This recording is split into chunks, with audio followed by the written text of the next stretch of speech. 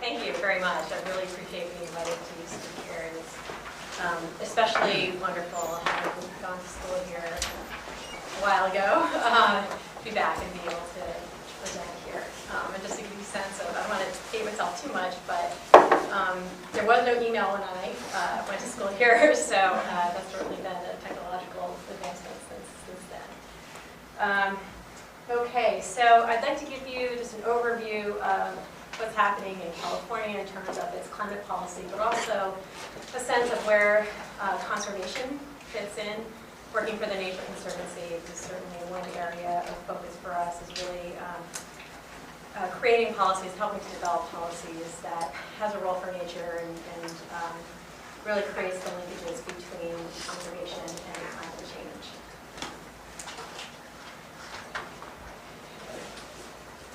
So I will focus in particular on California's greenhouse gas emissions trading program. I'll also explain what that actually means. It's often referred to as a cap and trade program. But I will start with some background, like give you a little bit on the science, the nexus between forests and climate change, and I'll also give you a little bit of background just on California's climate policy. I know some of you are already familiar with it. First, just a little bit on the Nature Conservancy. We are a nonprofit organization. We're a global organization.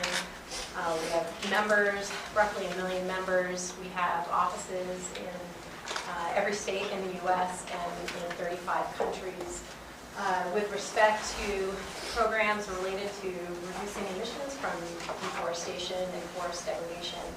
Internationally, we have programs on the ground in Indonesia, Brazil, and Mexico. We're really trying to focus and find develop frameworks that actually work in those countries, in the states within those countries.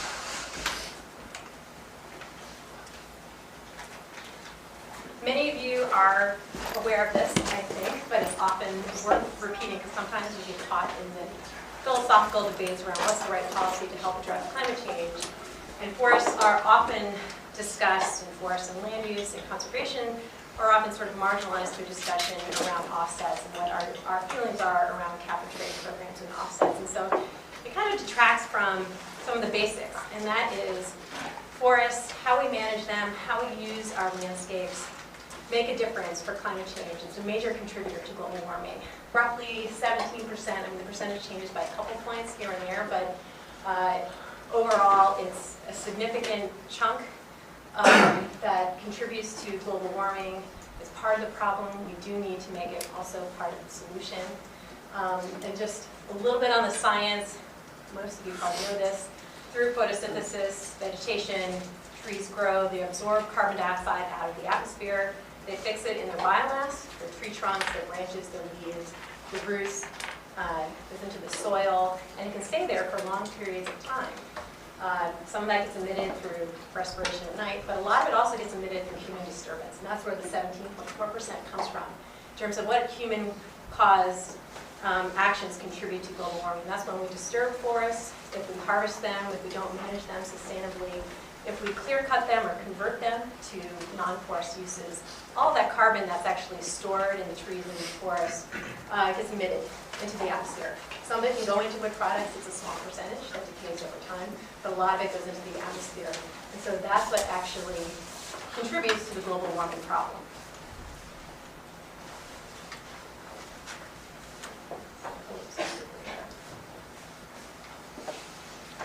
There are many causes of forest degradation and forest loss. So it's hard to put them all on one page. People have written books about this. But there are a combination of things. In the U.S., we have, particularly with private forest lands, where forest lands are being converted to other uses. You have an aging population of demographics that own forest lands, in areas that really aren't interested in actually holding on to the land and are interested in other jobs and lifestyles. And so often the lands are sold for other uses or being put to other non-forest uses. Land is also expensive to manage and maintain, which is also a contributing factor as families are aging and they need an income, basically, in older years. Internationally, land tenure is certainly an issue, and poverty, subsistence use, using forests for fuel, for cooking, for heat. There are a whole host of issues. But sort of one, I think, contributing factor, the way to summarize it, is that the highest and best use is often not a standing forest. It's often an alternative. So you're faced with an opportunity cost. So market drivers often contribute then to the conversion of forests, and forests being more valuable cut down than they are standing. So one theory behind including forests in an emissions trading program and a cap and trade program is that you're actually trying to create a value in the market for standing forests, something that actually can compete with the alternative. So in California, part of California's overall policy, the Global Warming Solutions Act, and the scoping plan, the large plan that California has developed to meet its greenhouse gas reductions goal, there is a place for forests. There is an overall forest sector target for California forests in the scoping plan. And that target is to actually maintain the current climate benefits of the forest at a minimum. And over time, actually seek to restore forests, have them grow older, to sequester additional carbon over time and help California meet its greenhouse gas reduction target. It's the target in legislation is a 2020 target. It's actually to reduce emissions to 1990 levels by the year 2020. California, through its scoping plan, has actually identified and adopted a whole suite of measures, over 60 measures actually, to meet its greenhouse gas reduction goal in 2020. Oftentimes the conversation really focuses on the cap and trade program, which is really just a subset of the overall package that California is implementing to reduce greenhouse gas emissions. The target, one other thing to mention around the target for forests, the rationale for that target too is that without any intervention for protecting and conserving forests in California, there is a concern that those climate benefits actually would go down to zero by the year 2020, either through increased fire intensity and fire frequency and conversion of forests to non-forest uses. So that's the policy motivation for creating a target for the forest sector. So as I mentioned, the Greenhouse Gas Emissions Trading Program, or otherwise known as the Cap and Trade Program, is one measure among multiple measures in California's policy to help California meet its 2020 target. The best analogy that I've heard about how a cap and trade program functions is a game of musical chairs. So capped entities, major industrial emitters, power entities, ultimately transportation fuels, transportation sector will be pulled into the program. They are capped, and they are given a limited amount of permits that allow them to emit carbon dioxide and other greenhouse gas emissions. But with each year, they get fewer and fewer permits that allow them to emit emissions. And so it's like pulling away a chair in musical chairs. So the permits actually reflect, and the decline in permits that they actually receive over time, going from now through 2020, reflect that decline, reflect that overall cap on the emissions for those major emitting sectors. Part of the flexibility that's in the trading part of the cap and trade program is that these different entities can trade those permits. So in a particular year, if an entity can't meet, is going to emit more than the permits that they have, then they're actually going to have to purchase permits from other entities that may have been able to go below their emissions cap, that they didn't need all their emissions permits. And so they'll do trading, and they'll do sales of those permits in order to keep the overall cap intact and meet that overall goal. The individual entities can actually trade those permits so that they're able to meet their individual obligations. So many of you have read in the newspaper, November 14th was actually the first auction of these permits to capped entities. About 90% of the permits were given away for free to capped entities to start. That will change and decline over time. But 10% actually was auctioned. And it was seen as a fairly successful auction. It was a little over $10 a ton, or $10 each per permit was the price paid at the auction. And the auctions will be quarterly. So every quarter now, capped entities will have to, or they can opt to purchase these permits for the year. But at the end of the year, they still have to meet their obligations. So some may wait a little longer, see how the market goes and how they're able to meet their reduction targets. But others are buying them now. So they think it'll be cheaper now than down the road. Offsets are also included. That means that capped entities can actually purchase up to a certain percent of greenhouse gas reductions that actually fall outside of this cap. So it's a limited amount,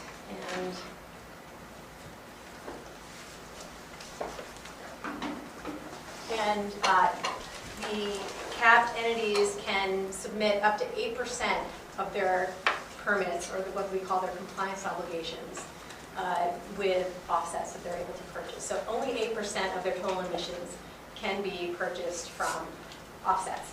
The rest actually have to be achieved through their own permits or through the buying and selling of permits from other entities. But overall, they still have to meet their reduction obligation. Offsets do have a set of requirements that they have to meet in order to be real greenhouse gas reductions. They have to be real, they have to be additional, so it has to be in addition to what would have happened otherwise, which is often hard to prove. There are ways of doing that, and California, through its adoption of protocols, have come up with discrete approaches for determining what that business as usual scenario is, what would have happened in the absence of that activity. They also have to be, those reductions also have to be permanent. And again, we can talk about this maybe in our conversations of what really are the details behind that. But that is another requirement. They have to be enforceable and also have to be verifiable. A third party can come in and verify that these reductions actually have occurred.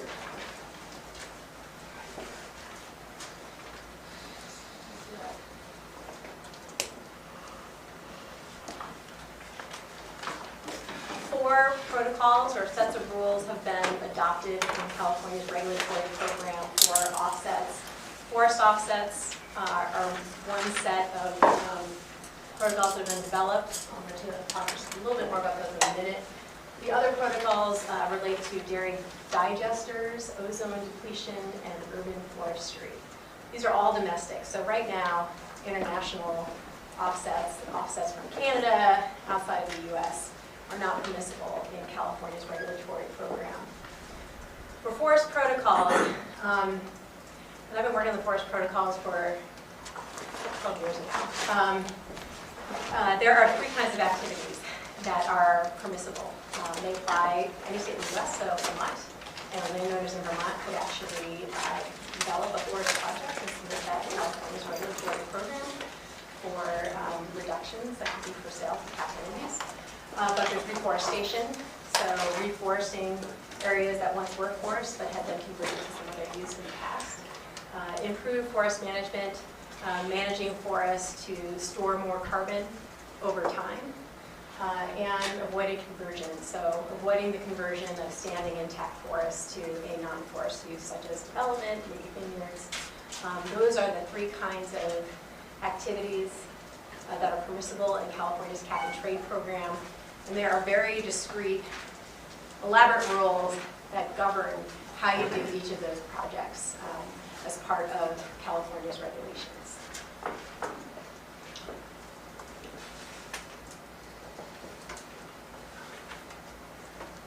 So as I mentioned, international forest offsets, we also heard the acronym RED, reducing emissions from deforestation and forest degradation, currently are not allowed in California's regulatory program.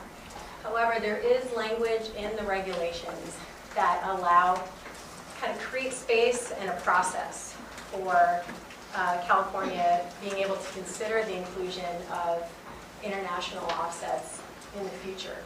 And they call them sectoral level crediting, sector level offsets, which really pertains to a much larger geographic area, applying to jurisdictions, for instance, like a state within Brazil, or a state in another country. So it's not forest offset protocols that are approved for U.S. purposes or considered more project-level protocols. So a landowner might do that. It might be a smaller acreage where they would undertake a project to reduce greenhouse gas emissions. But the sectoral level crediting really would apply to the state of Acre in Brazil, where they're actually going across all their boundaries, doing a much more comprehensive program to reduce greenhouse gas emissions. And there certainly are advantages to doing that. So there is language that ultimately allows California to consider that. However, in order for California, and frankly any other international jurisdiction, to participate in California's program, there's going to have to be governmental action. California will be bound by administrative law to actually run its own rulemaking process, have public workshops, public comment period, all of that in order to approve or disapprove of linking with another international jurisdiction that would allow for red offsets or credits from deforestation and forest degradation from another country. So we don't really have a set time frame for that, or an announced process from the California Air Resources Board, which is the agency in charge of actually implementing this law. But over the next year, I imagine there will be discussions around this. And many of you may have heard that California has been in discussions with Quebec and the Canadian provinces about how they might be able to link air programs. And that certainly would be a precedent in terms of how does California as a state link with another international jurisdiction in Canada. And that'll have implications for down the road if California does link with other states and developing countries for reduction of forests. And that's one other thing is that the amount of offsets from international jurisdictions would be very limited. So I mentioned the 8% of offsets. That's the overall limit that a capped entity would be permitted to use. And then of that 8%, only a quarter, 25% could be international offsets to start, and then that ultimately goes up to half. And so it is a pretty limited amount of international offsets that could actually be used in California program. I think when we're thinking about, for folks who are thinking about, well, how does this affect the international market? What is the significance or the impact of California ever were to link with an international jurisdiction? And it probably would largely be more proof of concept that this is how it could work, and this is a good, be a good model. But certainly California's market, while it's second compared to the European emissions trading program, it wouldn't be large enough to be able to create enough of a market incentive to address emissions from deforestation and degradation on a global scale. But it certainly would be a good precedent. There is, as part of this effort to consider and perhaps ultimately include red offsets in California's program, when Schwarzenegger was governor, he did sign a memorandum of understanding with the leaders of the state of Acre in Brazil and Chiapas, Mexico. And the MOU really set in place an effort and a process for the three states to work together.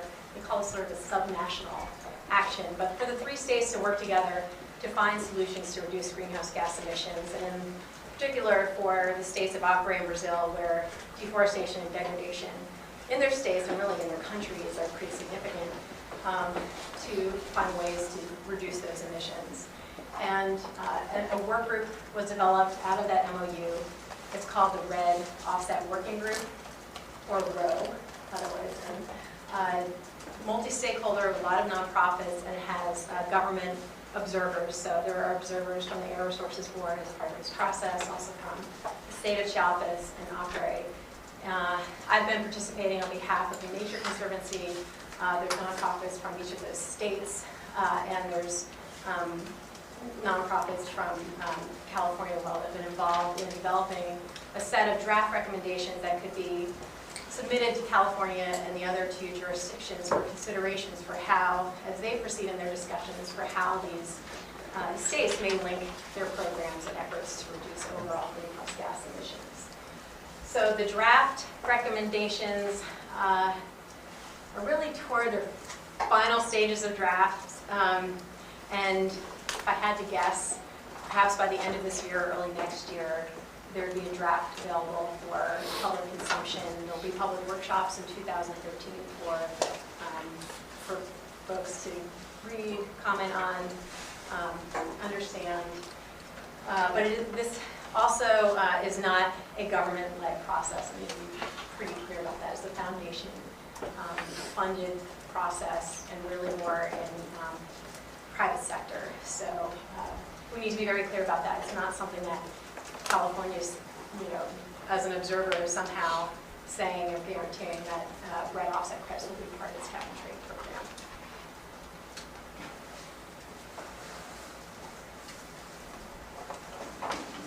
In our discussions as part of the red offset working group, there are a whole host of issues and considerations. I'm only listing some of the key ones where we've had extensive conversations, and certainly with external comments and colleagues, there are a whole host of issues. We're really talking about sustainable development in these other states, and so that brings in a whole host of issues. The focus has been really on what would work for Acre and Chiapas, but certainly the implication is what those recommendations actually could have applicability to other states and other countries that are working on their own RED programs. Some of these issues include enforceability and how if there's a reduction that occurs in Acre, how can California actually enforce that with their program?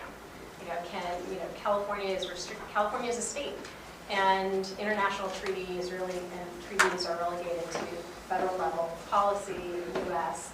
and often in these other states too. It's also in the purview of those federal governments. And so, how do you make this an enforceable reduction? And then there's also these other legal issues. Will California be stepping on the toes of the U.S. government in actually linking programs? And are there ways around that? What can you do? Can you actually just observe their program or acknowledge those reductions? So these are sort of the legal issues, very real legal issues that this group and others will have to consider and find solutions for, in order for this program to actually work, if it were to work. And same kind of criteria for if we're talking about the domestic offsets and forest protocols around, well, how do we make sure these reductions are actually real, that they're permanent, that we can monitor them over time? You have to think of the scientific credibility. How do we create baselines at this larger scale? We're not talking about now just a landowner project, but we're talking about trying to figure out what is the business as usual scenario for the state of Acre. Which, there is significant debate around how you do that. There's some good ideas, and ultimately there'll be a lot of policy decisions that actually are infused in that to come up with a final outcome. And social and environmental safeguards have also been a significant issue. We were talking about land tenure issues before, and if you have market incentives coming into areas where markets really haven't operated before, for instance, how can these communities actually develop the infrastructure, and or even shift perhaps some of what has been traditional in their cultures. How does this get integrated in a way that doesn't impede their rights and perhaps their way of life? There's certainly environmental safeguards to consider. We don't want to have environmental damage caused by these activities, and certainly the intent is to have exactly the opposite. Is to protect the standing forests and to protect communities and actually give them a greater incentive actually to hang on to their forests. And so really it's a very fine line. There are party programs, a lot of nonprofit organizations have come up with standards that maybe where you can implement that. The issue that you come up with is, when you start to get into social environmental standards, you're getting away from just sort of this pure view of, is this a reduction or not, right? So you have this cap and trade program, which is a regulatory program that really is focused on that, that piece in particular. And once you start to move over into social environmental safeguards, you're also getting into sovereignty issues. California, there'll be limits to what California can do in terms of what it observes and what it can require for its program, because these other states are going to assert their own power and governance over these states, or their area, and what makes sense for them in terms of social equity, environmental standards, et cetera. So it's tricky. I like to think it's not insurmountable, but it gets complicated pretty quickly, and so we have to think about ways where California can uphold certain standards related to environmental standards and social standards, but also walk that fine line of allowing each of the states to be able to figure out what works for them and the communities that are within those states.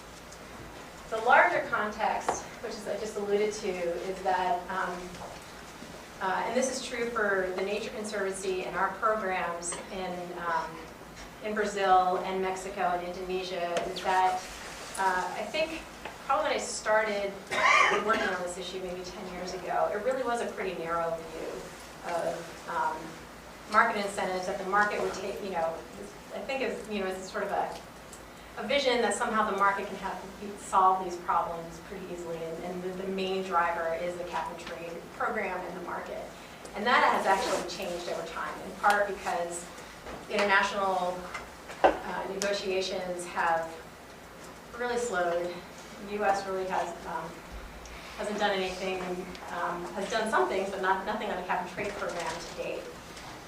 And that's I think it has kind of created space for countries, developing countries and states to think a little bit more about RED, what it means for them, and really making a shift to thinking about low carbon development and not necessarily thinking of just a cap and trade program or market incentives, but putting it more into context of how do you want the state and these countries, how they want their states and the countries to evolve and grow over time. So for instance, for Mexico, RED is a piece of their overall program to reduce emissions. They're looking at renewable energy, low carbon energy, and so and they're looking at their own internal cap and trade program as just one sliver of like, okay, if we need to bring in some revenue and incentives to help fund conservation and restoration in certain areas, how do we do that? But it's going to be a part of another regulatory program, enforcing their own laws on the books, and other kinds of incentives that will come from other things outside of a cap and trade program. And so I think that's, in terms of how, it's been a learning process for me in terms of how we look at this and really take a more expanded view and actually be a little bit more patient in terms of thinking about how do you connect, or could you connect a program of California, which is just cap and trade, to these other states that are within, countries that are really thinking about this in a much larger, bigger way. And so it does require you to kind of take a step back a little bit and think about that and be patient and try to think about and contextualize it a little bit more. But I actually think this shift is a good one. So why do we care? I do think the cap and trade program, if it is successful within California, does offer a number of benefits. It is not the silver bullet, that it'll take actually a whole suite of policies and incentives to address global warming overall. And that's also true for California. That's the approach that California has taken. But as far as forest and conservation and the cap and trade program goes, it does help create a market incentive for conservation, for leaving trees standing instead of the alternative. And that helps, sort of when you look at the portfolio of solutions, that gives us at least one additional tool for forest conservation and restoration and addressing climate change overall and addressing a key driver of global warming. And if California's program can be successful, it can be a model, a motivating factor to bring other states and other countries along. So those are all the plus sides. This is just a picture of California's redwoods, one of the greatest carbon sinks in the world, as a matter of fact. I don't know if anybody's seen the latest National Geographic, but they've got huge sequoias on there and some great work by Professor out of Humboldt, Steve Sillett, and really some great science. These people, these are the coastal redwoods. He was looking at the other sequoias that are inland in California that get really, really fat. And and just a little, I guess, snippet is that those. It was often thought when we're measuring trees, how do you measure carbon in a tree? You actually measure the diameter, and you get the biomass, and then from there, carbon is half the biomass. But that actually is a way for foresters to really calculate board feet. So how many 2x4s can you get out of this tree? It's kind of ignored maybe some of the branches and the roots and everything else. And so that team actually went and measured every inch of the tree and made it realize that these trees are actually packing on carbon. You have to, even as they get older, just significant amounts of carbon, as they get 1,000, 2,000 years old. I mean, it may not be true for other species, but with sequoias, this is actually true. So if you see that magazine on the stand, it's worth purchasing. You also get a poster of sequoia, which is kind of cool. So. You said that this program covers 15% of California's greenhouse gas emissions. Reductions. Yeah, which is different. So the reductions, California's total emissions, I think the business as usual scenario for 2020 is like 500 plus million metric tons. And so the reductions will be down to 1990 levels, so that's a smaller wedge of that. And so roughly like 160 million, 165 million metric tons. So 15% of that 165, so of the emission reductions that California needs to achieve, should come from the capture treatment program. That's the intent. So currently you're not participating in RED projects, but when you do, and if that happens in 2015, when, say, like Nature Conservancy in California, do they make like an investment? Do they get to then help become a part of the decision-making process in designing that RED project, like externally, or is that up to, say, like, this isn't RED a UN program, like, or is that just up to them, not the country? I don't know if that was clear. But I had a little hard time hearing you. So did you? I don't know if you heard that. I had a hard time hearing you. Oh, basically, I was just asking if when you make an investment in RED, say potentially, so you get to then design the projects, or is that up to just like RED in the host country? Yeah.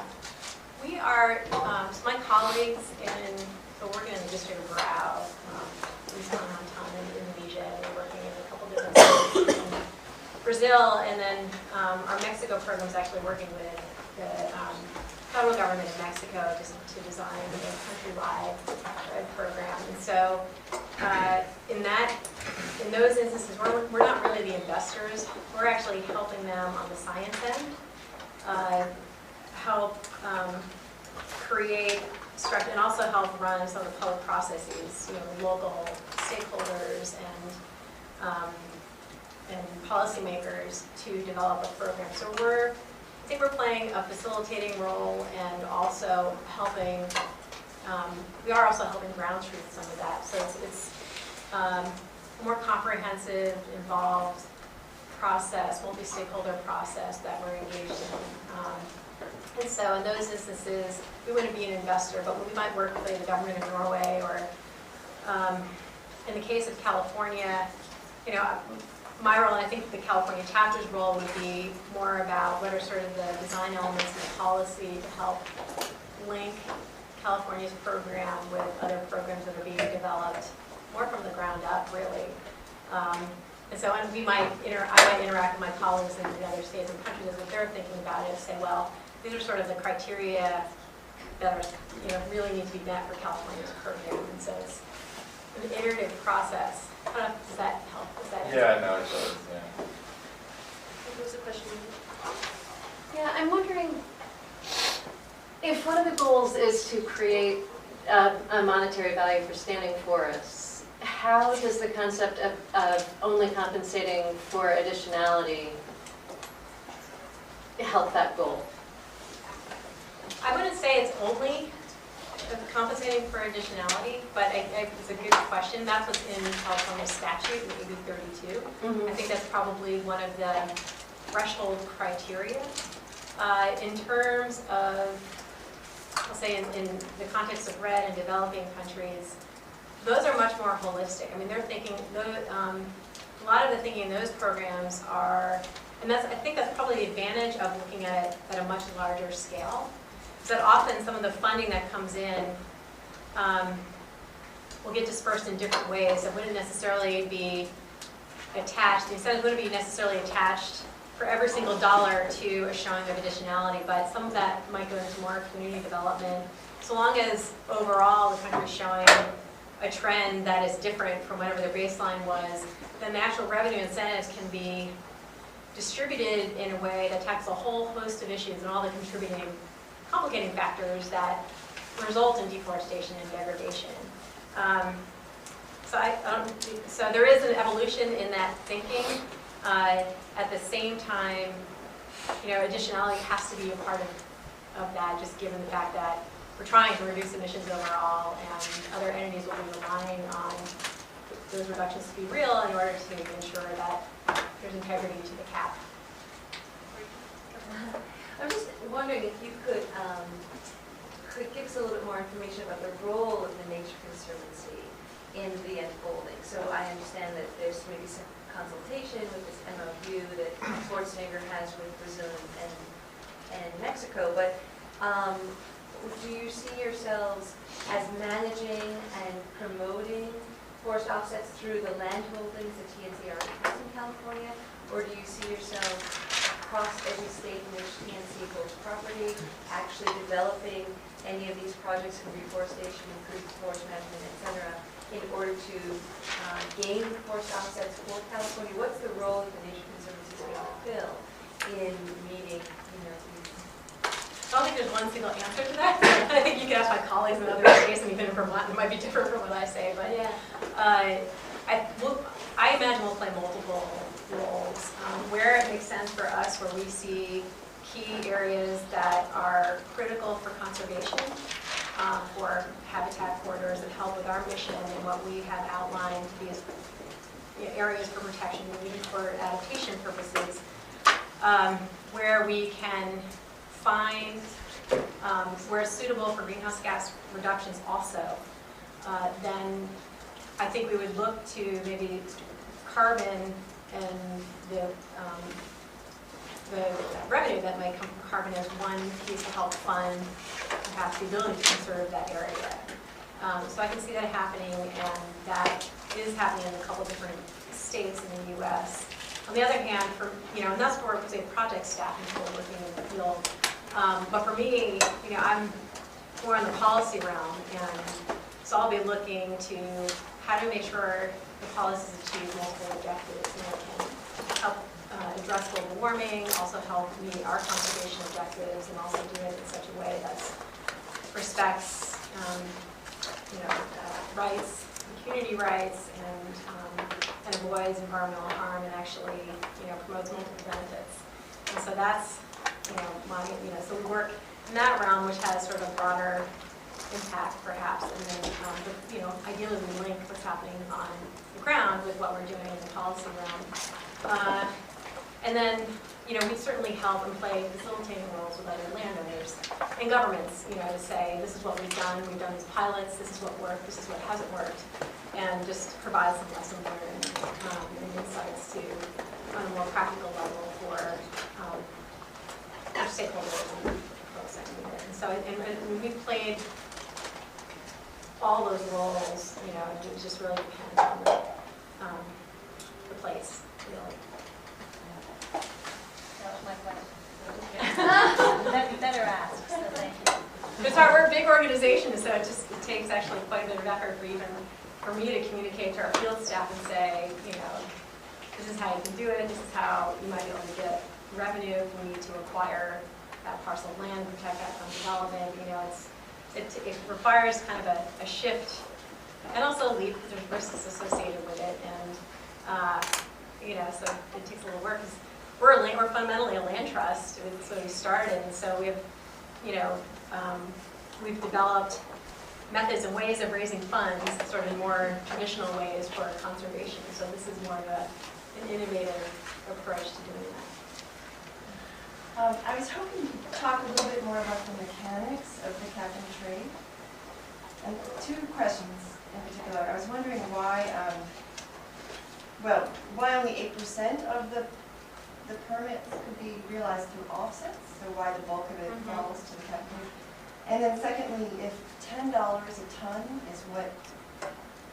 is that a high value for carbon, or is that, I'm just curious, because I'm wondering how, if someone is a low emitter, how $10 a ton incentivizes others to reduce their emissions. Good questions. The 8% limit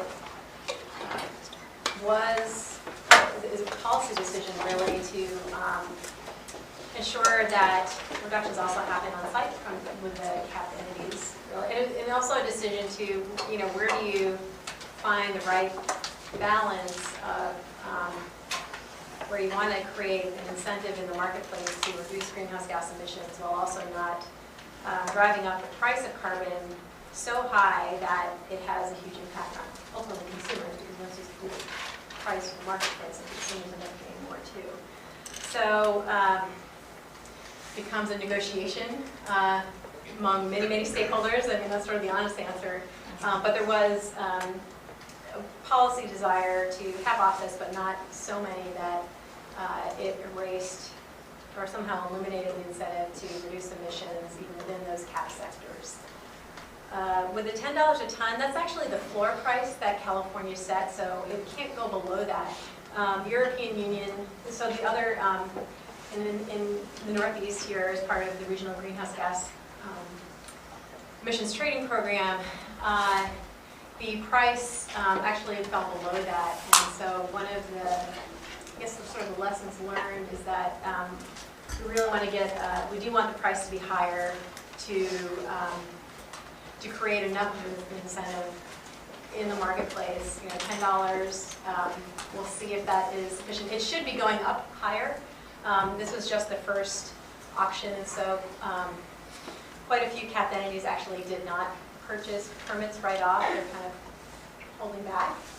And so I suspect as we get closer, throughout the year when some of these permits are going to have to be turned into ARB, that you'll see more activity, more purchases, and a higher price for the permits. So from a conservation perspective and a price on offsets, you can think, well, if an entity is going to pay $10 a ton for a permit, some will speculate, and invest, thinking that the permit's going to get more expensive later. Maybe they'll pay a little bit more than 10, but you can think that somewhere just below 10 or just a little bit above $10 a ton would be what a landowner might get paid. In many cases, that's not going to be enough. And so we still need, from a conservation perspective, to think of multiple streams of revenue that can actually make conservation work. Because we're competing with development. Development pays often a lot more than just $10 a ton. I think that was basically my question. I'm curious about the $10 a ton and who the stakeholders are who are involved in those negotiations, and if they're negotiating on a policy level with regulators. And then also the second part to that would be like, what are the repercussions for emitters who go over the cap? Like, is there There are penalties. I have to look up exactly. But and who enforces it? And ARB how? enforces it.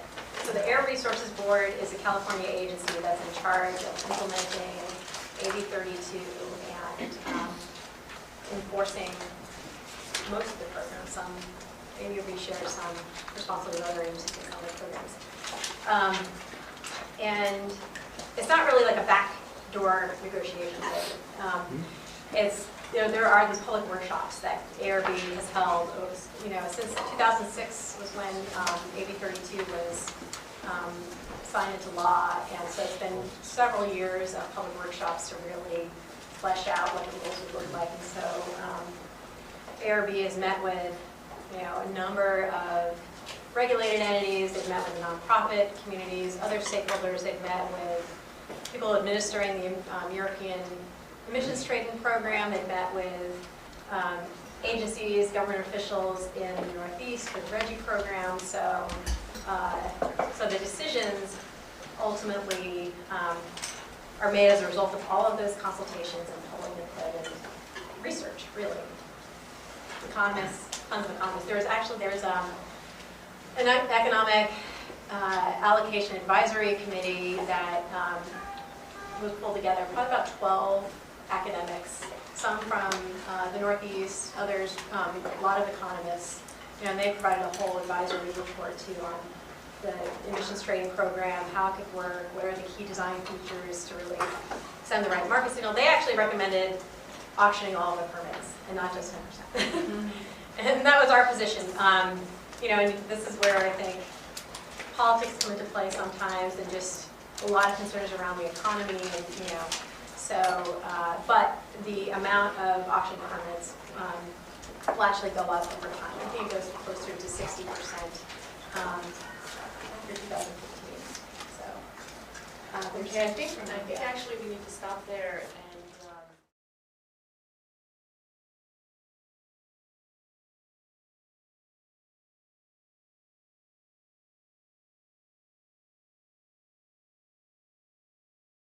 Who are emitting greenhouse gas emissions would pay for my 20-minute talk.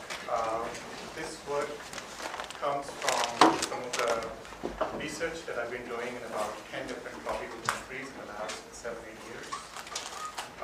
That range from Peru and British Guyana and Brazil, in Latin American part, in Tanzania, and Mozambique and Ghana in Africa, and Vietnam and Indonesia in Southeast Asia.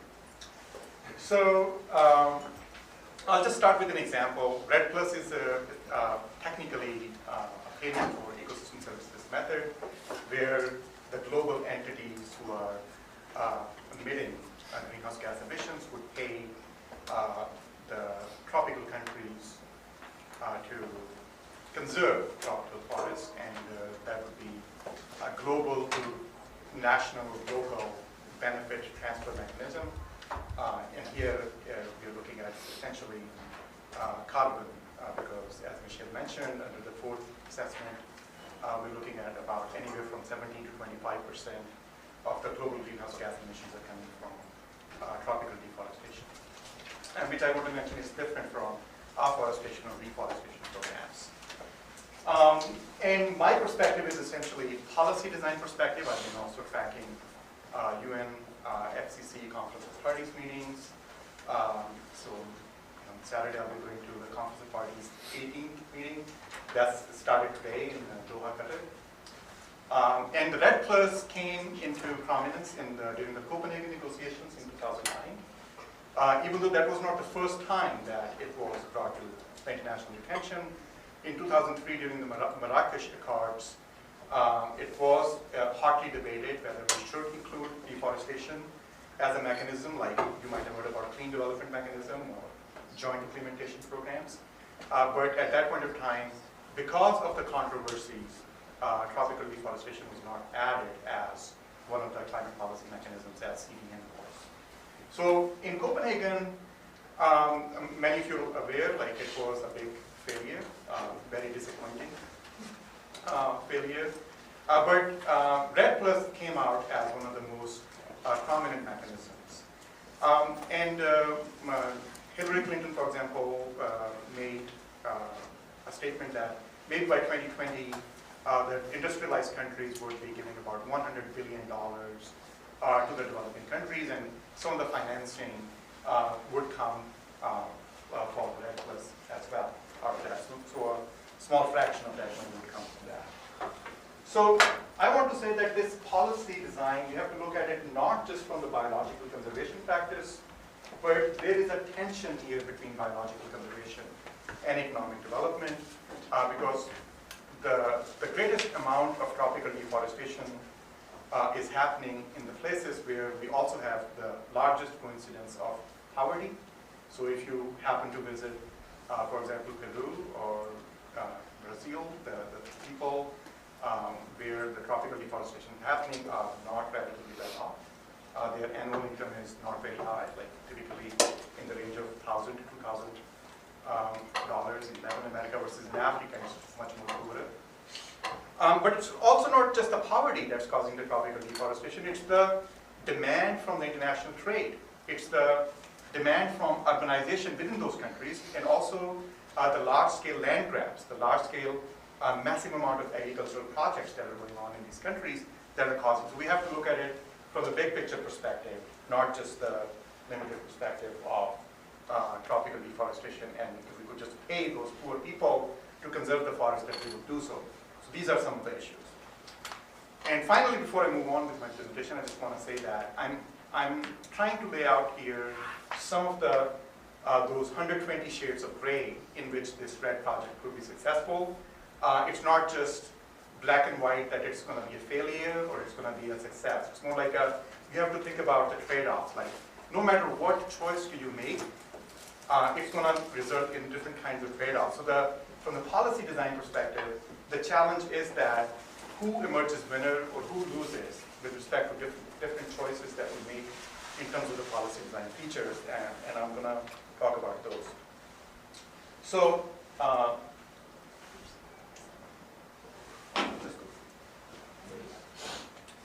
the main discourse typically has been win-win. There's been a lot of discussion that RED plus payment could also not only protect the climate mitigation, like in terms of carbon, but also economic development or sustainable development and biodiversity conservation.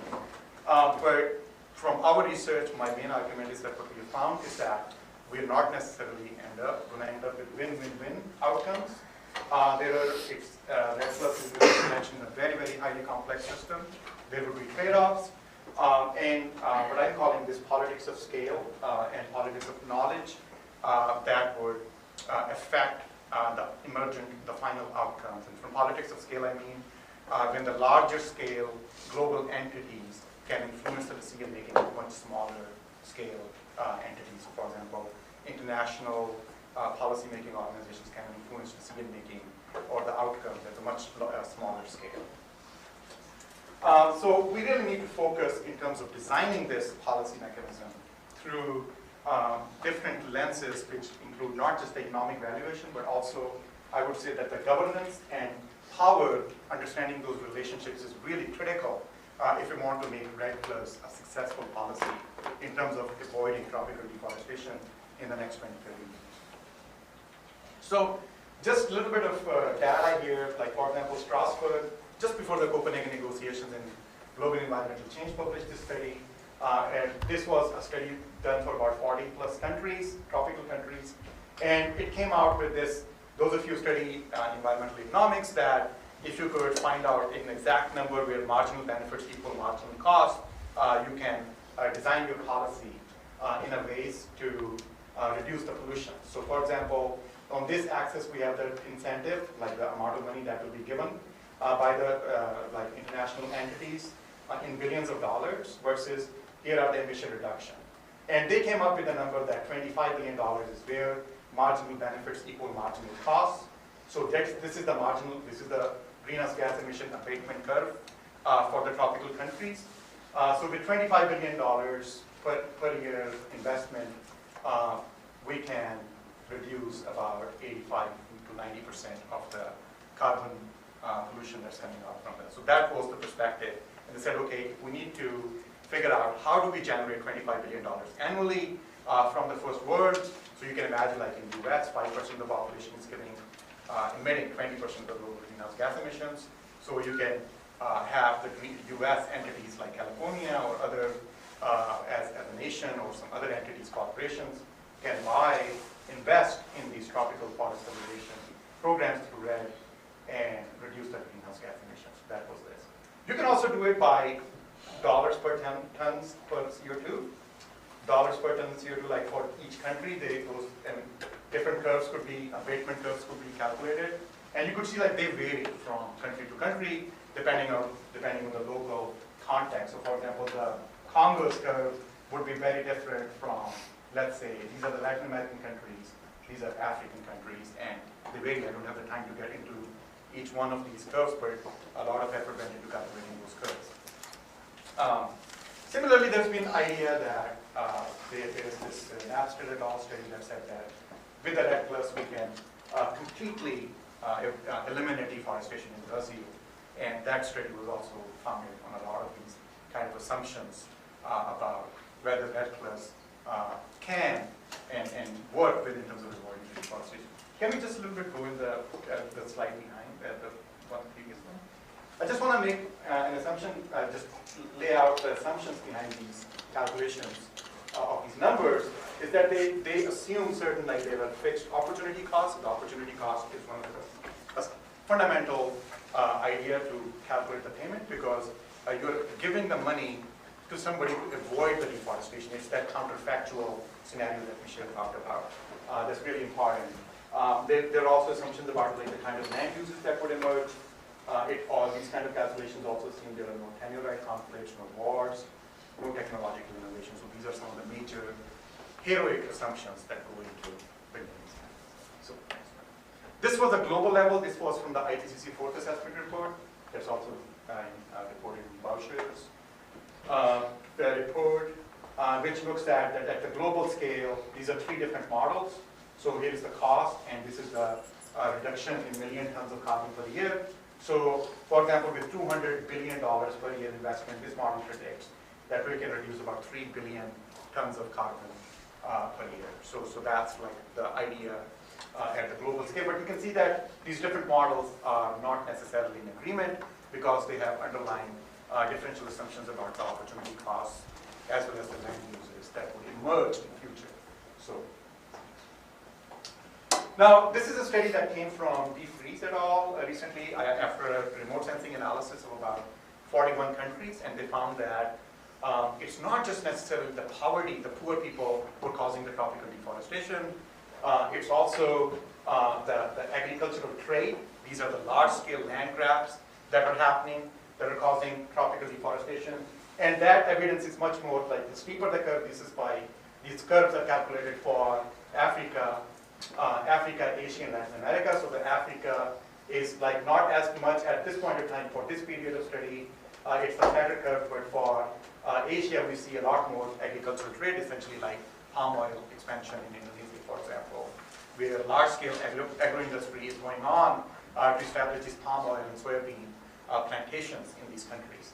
But since then, it has also started to happen in Africa, for example. We have looked at some of the biofuel plantations in Ghana recently, in Mozambique as well, where a lot of the forest has been deforested because of these plantations or land grabs. And similarly, the urbanization phenomena. I think 2 days ago there was an article in the New York Times, you might have seen it, about in Brazil how people are moving to these forested areas, because when the income is rising in these countries, people want to have more and more. It's that kind of like the bourgeois American dream kind of thing. Everybody wants to have a 2-bedroom house with a backyard, 3-4 cars and all that. So that's what's happening in these countries as well. And that effect is more obvious in Latin America versus in Africa. But in Africa, in some countries, in Ghana, for example, we've seen in the last 10 years that urbanization has led to a lot more deforestation. So the question here is that if you give the money, who do you give the money to? And whether the money that you give to would actually be able to address large-scale agricultural trade as well as the urbanization or not. So that's, I think, at the core of the REDD+ policy design question that we need to think very carefully. So, for example, in an analysis, we found that that's coming out in my book next in 2013. I found that as the foreign direct investments go up, in these 6 countries that I looked at, the greenhouse gas emissions also go up. So that's like empirically established relationship. I don't have the detail to go into these curves because there's a lot of talk about You might have heard about U-shaped curves and things like that. As countries get richer, you can have less and less emissions, but essentially it's a very technical controversy. But my understanding is that as foreign direct investments in these countries go up, we have more and more greenhouse gas emissions. So we are trying to build system dynamic models to understand how this complex problem could be modeled, could be understood. And the question is like, which one of these feedback loops? So there is a reinforcement feedback loop that is driven, so that if we have a stock of tropical forests, that is influenced through some kind of rent payments or some other kinds of mechanisms that are trying to protect the conservation of the forest. Versus we have foreign direct investment that is influencing the deforestation. So there is a balancing loop here. If you set up like a hydropower dam, or if you set up a biofuel plantation, or if you set up some kind of road, that leads to even more deforestation. It's that multiplier effect that's captured through such kind of balancing feedback loop, versus the reinforcement feedback loop where you can stop that from happening through conservation payments. So the question is whether this loop would dominate this one, or this one would dominate this one in a given piece of land, or a given country, or a given state. But this is not just, I've just isolated this from the, next one please, from the larger picture, that's the model that we're trying to study. It's just still, we are at a very early stage of understanding this. But essentially, like the tropical forest can become agricultural area, or it can become degraded area. But if everybody abandons that degraded area, it can again become tropical forest, or it could become urbanized area. But then there are like a large number of feedback effects that we're trying to understand. We are not yet close to modeling this, but we are hoping that we'll be able to do that in the near future. So I'm not going to be able to go in the given time that I have in all of these issues. I'm just going to, this is my last slide here, then I'm going to just stop. But I think that those 120 shades of gray depend on, and I think Michelle also mentioned some of these issues, like for example, additionality and permanence. But I'll just say that the prioritization issue, all of these 5 issues are at the core of REDD policy design. And the choices that we make in terms of developing REDD policy with respect to these issues would determine whether REDD plus, what kind of trade-offs emerge with respect to biological conservation, as well as economic development in these countries, as well as climate policy at the global scale. So I'll go one by one. For example, the prioritization issue. The question is whether should we just prioritize climate mitigation, or do we prioritize also biodiversity protection and indigenous communities? So the question here is that if we just design REDD plus for carbon mitigation, we might be in a position where biofuel plantations could lead us to believe that we are protecting the carbon cycle in terms of like avoided emissions, but we might end up losing a lot of biodiversity, because you can technically replace old growth forests with biofuel plantations if you just prioritize climate mitigation and do not accord actual legal entitlement to the biodiversity conservation in the REDD plus accord. So in that is being negotiated. So that's really an important consideration that has come into play. Also, a lot of the land in these areas is contested. So you might be aware of this history of colonization in these areas since last 300-400 years. Indigenous people who live in these areas, for centuries, they do not accept the tenure that is claimed by the national governments. And the national governments cannot just simply take the payments from California or some other place and say that we're going to be able to protect this land, but when they might not give certain assurances about the protection of the indigenous people. So I think that's really the major challenge here, that we're looking at that how do we protect the indigenous people in the face of the legal battles with respect to tenure rights in these countries. Like, for example, one of the recent studies that we saw, about 50% of the land in Brazil is contested with respect to tenure rights. It's more than that. Baseline. The question is, do we use historical baselines or future projections?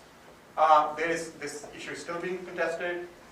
During the Cancun negotiations in 2010, there was a contested debate in the subsidiary, the Technical Advisory Committee meeting, This issue will be decided in Doha or maybe next year. It's still being contested. The question is, if you use the historical baselines, then you are disincentivizing countries like Costa Rica to keep on continuing conserving the forest, versus if you use future projections, then you can balance that in terms of reward the countries that have historically protected or conserved the forest, but then you can also disincentivize some countries to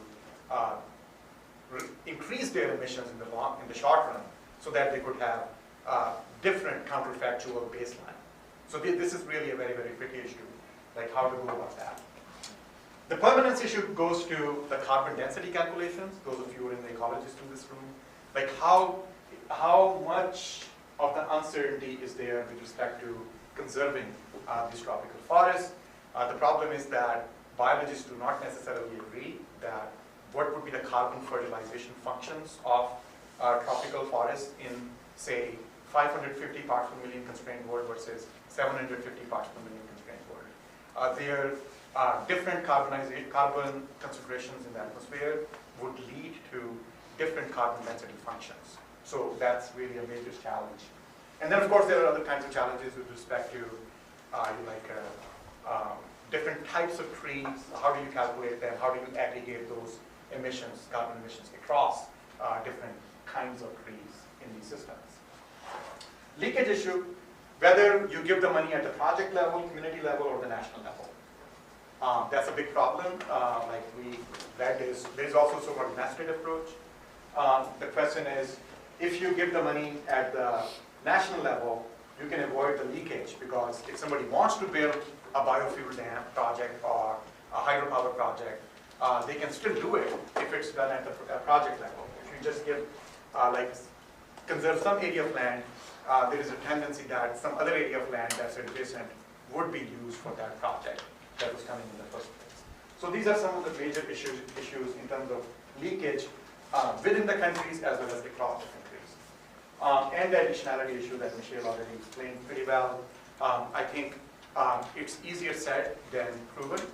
It's very, very difficult to understand that, that how are these emissions actually real and additional. So I think I'll stop there, and thank you very much. Asim, I really enjoyed your talk. Let's talk over a coffee sometime about the advantages of old growth forests versus biofuels, okay? That's a separate topic we should discuss. But my question is more about REDD more broadly. So as you mentioned, when we started off with REDD, there was a lot of optimism, a lot of excitement, the win-win-win scenario that you described. And then more recently, there's been a lot of pushback and skepticism, particularly about local sovereignty and indigenous rights and access and that sort of thing. But if you take the kind of long view, that we're really in our infancy with all of this sort of thing, we're just working out the kinks, we're just getting going, why is it not possible to overcome those issues and to incorporate local sovereignty and indigenous uses and just build those in to the REDD projects from the outset so that they become sustainable development projects, which I think you had on the slide? Could this not become a win-win-win again sometime in the future? What's your opinion about that? Right. I think there was that initial euphoria definitely about this win-win-win. I've become really skeptical about this win-win-win approach after working in these countries. It's like one thing to look at it in theory, like as I showed you those carbon abatement curves, and think about that if you put in so much money and you can end up with an outcome where you will actually conserve the forest. But the history, if you look at the history of tropical deforestation and the efforts that have been gone into like biological conservation and different programs that were initiated over the years, there are some lessons to be learned from that. And one of the major, so if you look at, for example, nature swap programs, or you look at community-based forest management that came out in the 90s, there were some, in those two programs there was also an initial euphoria, then eventually which tapered off to disappointment and disenchantment. Say, that for nature swap program failed miserably in terms of reducing tropical deforestation. Now, if you look at the causes, like what's going on there, is that where I draw the parallels between REDD+ and those two programs is that essentially when you have this chunk of money that you're going to take from these international entities and transfer to these poorer countries, you cannot just simply assume that that money would be then fairly distributed, or it would lead to the outcomes that the international entities want. So in Guyana, for example, I was there for 2 weeks, and what we found that there were 6 indigenous communities that Norwegians have been like really spearheading the REDD+, and Guyana was their initial testing lab because it's a small country compared to Brazil and Indonesia. Yeah. So in Guyana, they gave the money to on about 6 or 7 different projects, and when we looked at like how did they choose those projects, what was the nature of the projects where the REDD+ money from the Norwegians was being funded, what was the buy-in from these local communities, the answers were very troubling, where the kind of projects that were being prioritized were not necessarily going to lead to eventual tropical forest conservation in that area. It was just kind of like a facade of community development, or like giving some money as some kind of benefits to some people who were the tribal elders. Or there was another project where they were giving the money to kind of like livelihoods. Right. But all of those are very nice projects in the name. But when you try to make the connection between those projects and tropical forest conservation, you cannot, it's very hard to connect the dots there. Can I follow up? So Yeah. isn't that though true also of our whole history of international lending? I mean, World Bank, USAID, and money getting siphoned off through corruption and everything else. And can't we learn from those lessons, I guess, and then be more discriminating in the future and find a different approach? Right, and that's I think a great question, but the critics of the REDD program have called it like essentially this is part of what I'm calling in my analysis, like politics of knowledge, is that there is this marketization approach. So REDD+ is a kind of like a cap and trade programs. These are market-based approaches. But to assume that these market-based approaches would be able to address a problem that is in the first place caused by those certain markets, and the certain markets that cause those problems, those markets are not being addressed. So if you want to, for example, if you look at the evidence that I presented in terms of large-scale agricultural industry causing this problem, so in theory, you really need to tackle that market through direct intervention, through carbon tax intervention, or through some kind of trade tax intervention in that market. So World Trade Organization needs to be reformed. We need to reform the agricultural trade markets if we want to address this problem. Just giving the payment money to certain countries in these areas is not going to solve the problem. So it's a question of like from the larger policy design problem question, is that what kind of institutions are on the boundaries of this REDD+, and are we addressing the real sources of problem versus just trying to address like something that is appearing to us as a problem, but that in essence is being caused by some other institutions and markets. So I think if we really want to learn the lesson learned would be that we need to change the trade practices here, number one, if we want to address 30% of the tropical deforestation. Another 30% of the deforestation could be addressed by changing the urbanization practices in these countries, by promoting ecological design. And that's where I see the greatest role, is that in the REDD+, is that you can take the REDD+ money and promote ecological design in these places, as opposed to giving the money, as in the previous programs, to certain people who are in position of power. Because some of the commentators on the REDD+ who have looked into this data, they have clearly established, and some of the papers that we have published, we've really looked into this. And what we have found is that given these tenure right issues, as well as issues of power within these communities, indigenous people and local people in these areas, typically the people who are in the position of power are able to get a lot more benefits versus the people who are not in the position of power. So I think we need to think much more broadly if we want Red Plus to succeed.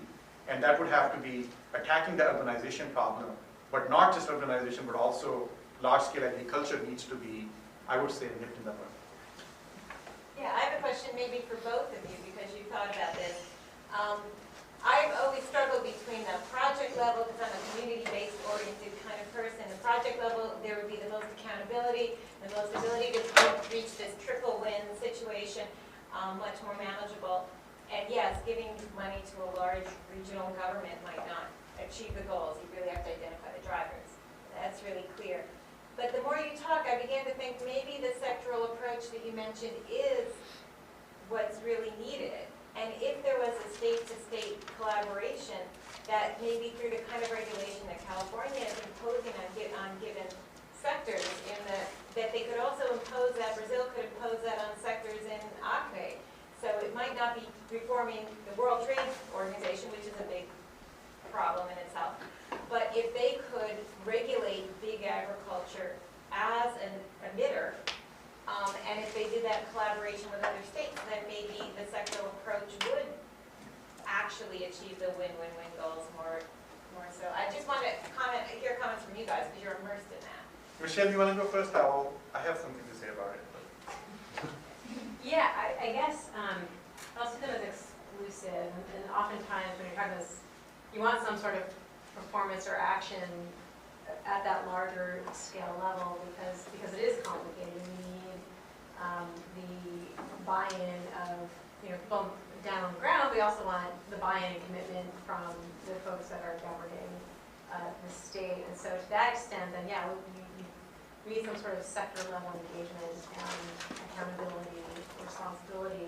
When you actually go to implement those kinds of things, and you are actually talking about implementing more at a project scale or a community basis, because you're going to be targeting different communities slightly differently depending on their individual situations. So they're not, we kind of talk about them like they're really distinct, but they're not. I mean, there's really an integrated approach, and we're trying, you're just trying to come at the issue at multiple scales. I'll say sort of domestically in California, it's been more project level, but I would say that there would be a benefit. We have a target for forest sector in California. It's not a cap. It's a policy goal. The project level has helped. We have pretty good set of laws in California. We have private property rights that are different than say other areas. So then there, maybe the project level can work a little better just on its own. But I would just say sort of that dichotomy really isn't quite as distinct in application. Right, I would agree with what Michelle just said and just add on that the problem here is that the national level or the state level policy changes, they don't happen in isolation. So they are kind of linked with the larger issues. For example, Brazil recently went through in 2005-2006 their forest governance regime change. That was kind of incentivized by the rise of the power of a certain political party. That changed once the new party came into the power. So it's like based on the political cycles within those countries. And they don't look at it necessarily from the perspective of the international players or what's going to happen. They're also looking at it, their internal dynamics, which are very, very complex. I would say like in Tanzania, for example, when we were working with one of my collaborators there, he works with the Office of President there, and they're advising them on the Red Plus. And they essentially shared, they said they had serious concerns about agreeing to a national level policy in Tanzania because of their, they have a large history of conservation about, like a lot of land in Tanzania is already conserved. But if they agree to even more, then they would be kind of like they were fearing revolt and at the community level. So that's like one perspective here, is that it's very easy to think that the national level governments can be swayed to change their policy. And it's not just that, they also have many times policy in place, but that's not necessarily enforceable. So that's one problem. On the other hand, if you look at the research, like say for example, Arun Agarwal's database, the free database, that would be like probably more than 10 papers that have come out of that, right? Like Agarwal and Chatfield recently published in PNAS, that's a Proceedings for National Academy of Sciences, a paper that showed that the forest governance is more effective at the community level, at the project level, versus at the national level. So those kind of findings then say that, okay, we need to go move more towards the project and community level. And of course, I mean, I would say like these things don't necessarily happen starkly one way or the other. It's more or less nested within one another. But from the policy standpoint, the question is that whether the RED Plus financing should be targeted towards the national governments or more at the community scale. And I think that will unfold as would primarily largely depend on where the money is coming from. If it's coming from, say, if the governments are taking money from the multilateral, bilateral sources and diverting it towards RED Plus, then probably it would more likely go to national level efforts or sectoral changes. But if it's coming from, say, agencies like Russian Gazprom, who's trying to buy a major chunk of land in Indonesia, in Kalimantan, then it will be probably project level. So it's the sources of funding is also going to influence what emerges in the long run. Just to follow up on the previous question, so there's this collaboration at the state, internationally at the state level, and there's issues with moving money between countries with the RED Plus, and I'm just wondering if there are examples of these kind of offset cooperatives within the United States where we have this umbrella of national government and potential enforcement,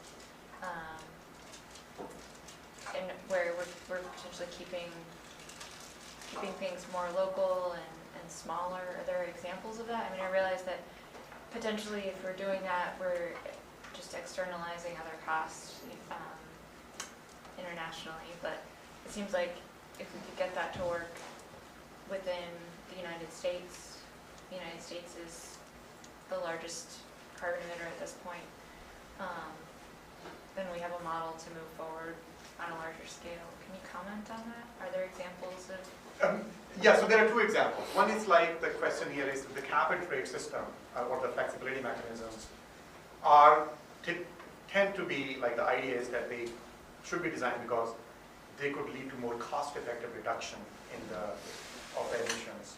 So if somebody in the U.S. would probably need to have an average cost, abatement cost of about $20 to $30 per ton, you can do this at a lower cost. So the idea is that it will be more cost effective. For a ton of carbon dioxide saved in U.S. is the same as saved in, say, Peru. So I mean, that's one underlying idea in this. In the theoretical idea here is that cap and trade could be more cost effective in the long run. And that has been shown to be successful in the sulfur dioxide market in the U.S. If you look at sulfur dioxide leads to acid rain. It was a big problem. The regulatory approach failed. That was set up under the Clean Air Act amendments. But then they switched their gears in 1990s. Some of the empirical studies, have come up very skeptical about the sulfur dioxide cap and trade market in the U.S. But most of the studies have shown that that has worked. So that have actually tracked the sulfur dioxide emissions in the U.S., mostly coming from the major coal-fired power plants. Now, the idea is that similar cap and trade system can work in the carbon markets. But the history so far is not very promising. If you look at, for example, the carbon market in EU, it has really vacillated. They sometimes overissued the caps or underissued the credits. So it's been just like problem. But in the long run, I think we will adjust to that. So it's not something that will not happen. So that's my one response from the theoretical perspective.